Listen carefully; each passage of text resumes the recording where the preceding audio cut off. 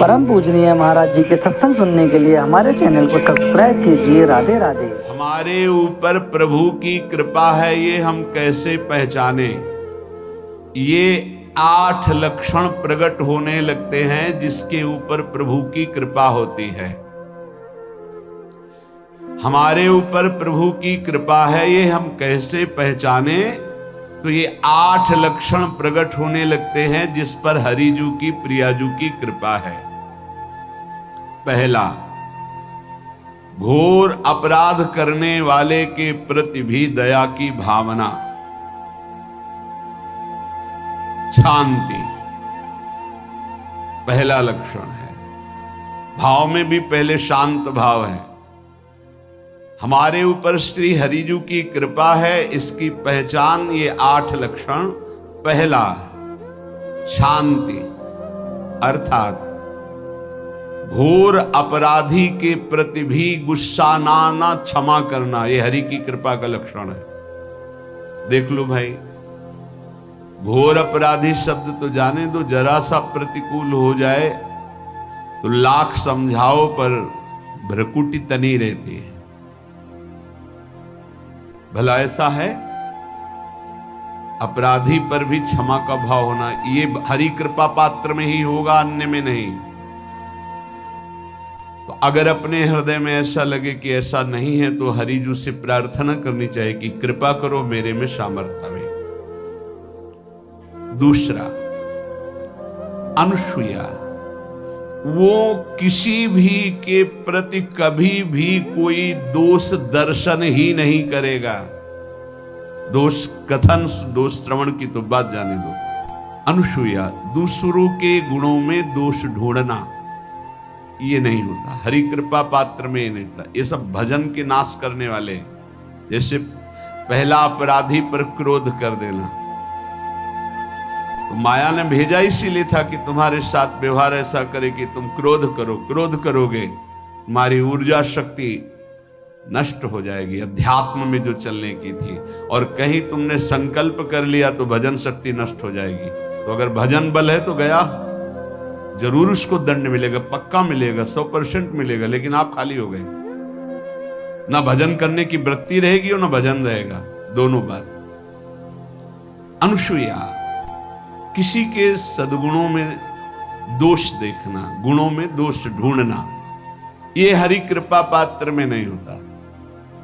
ये बहुत मंगलमयी बातें हैं जिससे हमारा भजन मार्ग पुष्ट होता है।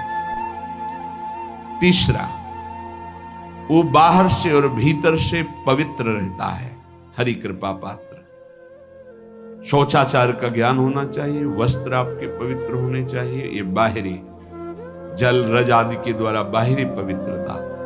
और निष्कपटता, निश्चलता, सत्य भाव, ये अंदर की पवित्रता है। अगर कपट है, छल है, असत्य है तो हृदय मलिन रहता है।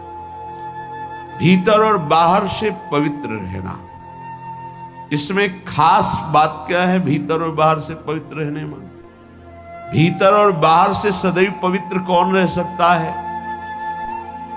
तो बोले, जो पुंडरीकाक्ष भगवान श्री हरि का प्रियाजू का स्मरण करता रहता है, वो शवायाभ्यंतर शुचि, वो बाह्य और अभ्यंतर दोनों से पावन रहता है। तीसरी जो कृपा का लक्षण है, अर्थात वो सदैव भगवत चिंतन परायण, शौचाचार का पालन करने वाला, बाहर और भीतर से हरि कृपा पात्र पवित्र रहता है। चौथा,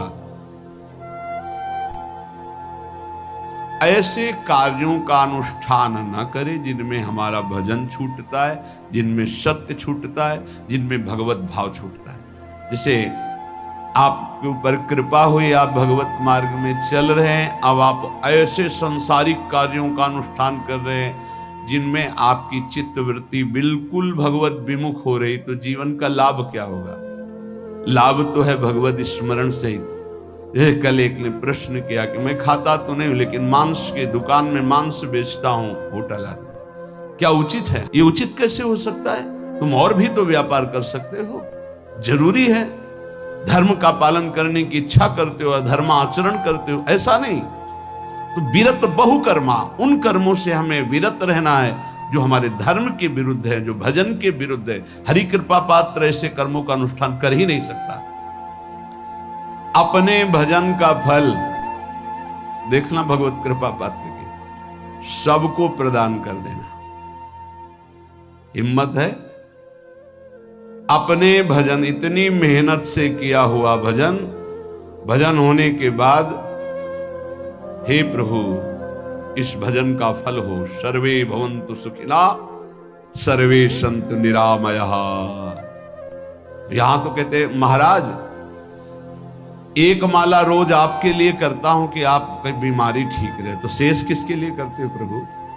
शेष क्या? अगर इष्ट और गुरु के लिए तुम्हारा है कि एक माला करते तो फिर इतनी माला करते तो हमें क्या होगा? सब आपको दे देंगे तो हमें क्या होगा? तभी भजन का रहस्य नहीं जाना। छठवां, अपने भजन से अपने लिए कुछ भी ना चाहना और दूसरों की तो बात जाने दो, दूसरों से कुछ ना चाहना ये तो ठीक है, अपने भजन से अपने लिए कुछ ना चाहना है हिम्मत। देखो ये हरि कृपा पात्र में हिम्मत होती है। अपना भजन अपने प्रयोग में ना लाना,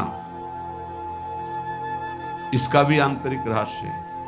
अपने प्रयोग में आप शरीर को लेकर के बोलेंगे, अगर स्वरूप को लेकर तो प्रयोग की कोई वहां जरूरत ही नहीं, स्वरूप पूर्ण काम है, वहां कोई अभाव नहीं। जब आप कोई भाव अपने लिए करेंगे तो देह भाव होगा, देह भाव से किसी विषय की मांग होगी। विषय पूर्ति भजन का फल नहीं होता, भजन का फल होता विषय निवृत्ति। बहुत जोर की बात है, कैसे समझ रहे? अपने भजन का भी फल अपने लिए नहीं, दूसरों से कुछ चाह रखना तो बात ही जाने दो, भजन से भी कोई अन्य सुख की चाह नहीं हुई। क्या चाहिए? भजन ही बनता रहे, भजन का फल भजन बनता रहे, खूब निरंतर जप करते रहे। सातवां, किसी भी मान सम्मान कीर्ति पद प्रतिष्ठा के मिलने पर हृदय का असंतुष्ट हो जाना, यह हरि कृपा पात्र का लक्षण होता है। प्रणाम नमस्कार जय हो तो हृदय में असंतुष्ट हो जाना चाहिए। कोई किंचन मात्र अभिमान न उदय हो जाए। प्रभु बचाओ, ये माया की चकाचौंध से बचा लो नाथ। कौन सा अपराध बन गया कि आपकी जय की जगह यहां हमको ऐसा सुनना पड़े। मान प्रतिष्ठा कीर्ति जिसके लिए बड़े बड़े लालायित रहते, हरि कृपा पात्र को विष की तरह चुभती है। और आठवां, किसी भी प्राणी समुदाय से संबंध ना रखते हुए सब पर दया की भावना, सब पर कृपा की भावना, सब पर करुणा मैत्री, पर किसी से ममता नहीं। ये सूत्र बहुत व्यवहार में प्रयोग करने योग्य है। सबसे करुणा और मैत्री, पर किसी से ममता नहीं। करुणा तो करी भरत जी ने, मैत्री भी की मृग से, पर ममता रहित नहीं रहे। ममता कर ली तो अगला जन्म हिरण का हो गया। ममता नहीं रखी। निर्ममो निरहंकारा, करुणा मैत्री तो करनी है, जैसे इसमें आदेश है, गीता में जी आदेश है, अद्वेष्टा सर्वभूतानां मैत्रः करुणैव च, पर निर्ममो निरहंकारा, ये साधक की चतुरता है। प्राणी मात्र पर दया कृपा करुणा मैत्री, पर ममता नहीं। ममता किसी से, और यहां करुणा मैत्री ये तो गायब हो गई, केवल ममता रह गई है। अपने शरीर से ममता, शरीर संबंधियों से ममता, विषय भोगों से ममता, यही जहर है। संबंध में ये ममता ही जहर है, विचारों में अहंकार जहर है, कर्मों में ये आसक्ति जहर है। इसी जहर को मिटा दे तो जीवन मुक्त महापुरुष कर्म करते हुए, विषय सेवन करते हुए, वार्ता करते हुए, विचार राधा वल्लभ श्री हरिवंश महाराज जी की ये वीडियो अगर आपको अच्छी लग रही है तो आप हमारे चैनल को सब्सक्राइब कर लीजिए और बेल आइकन के नोटिफिकेशन को ऑन कर लीजिए, जिससे महाराज जी की वीडियो सबसे पहले आप तक पहुंचाने में हमको आसानी होगी। राधे राधे।